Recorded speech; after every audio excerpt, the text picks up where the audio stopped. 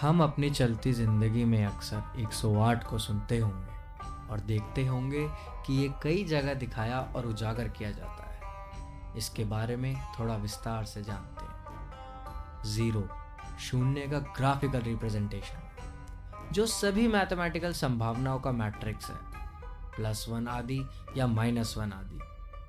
ब्रह्मांड को शून्य के रूप में जाना जाता है। एक का मतलब होता है व्यक्तिगत जीव और 8 यानी मृत्यु या नश्वरता को दर्शाता है। 1 + 8 जो होता है 9।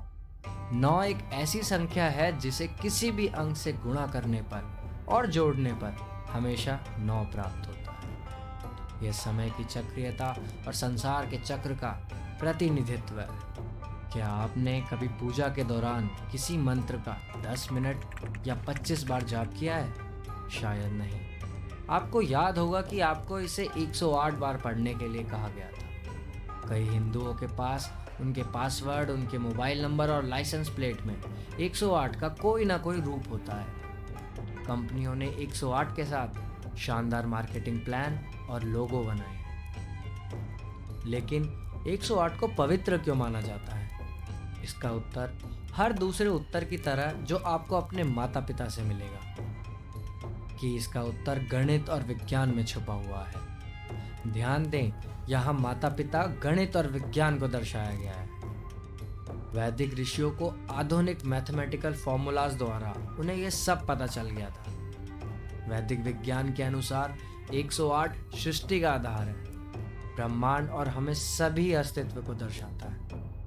हिंदू धर्म में हम मानते हैं कि बाहरी ब्रह्मांड विज्ञान को हमारी आंतरिक आध्यात्मिकता को आईना दिखाता है और हमारी अंतिम अनुभूति ये है कि हम उसी में एक हैं। ऐसा कहा जाता है कि 108 अंक हमारे शरीर और हमारे भीतर मौजूद ईश्वर के बीच की दूरी को दर्शाता है।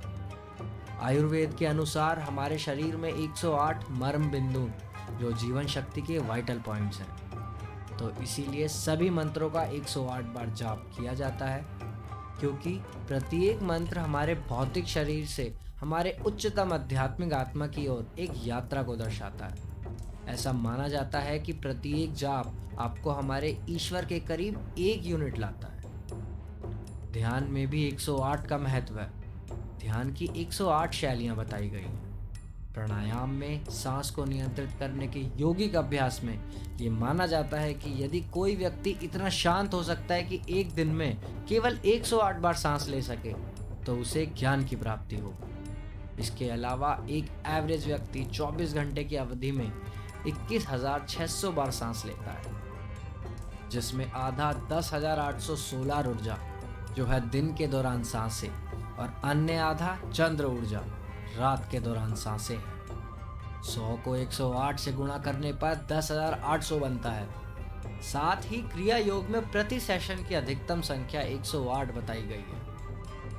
हिंदुओं का ये भी मानना है कि हमारे शरीर में 7 चक्र हैं, जो सिर के शीर्ष से शुरू होकर रीढ़ के आधार पर समाप्त होते हैं।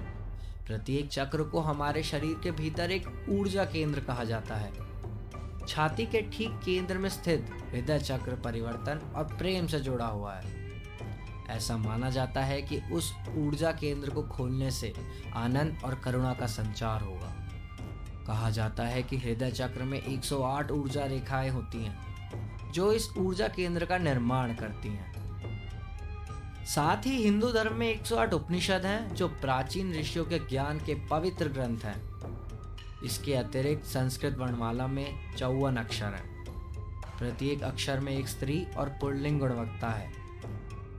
54 को 2 से गुणा करने पर 108 आता है। ये कारण बताते हैं कि हिंदू 108 को पवित्र क्यों मानते हैं। हालांकि अन्य धर्म भी 108 की रहस्यमय शक्ति को पहचानते हैं।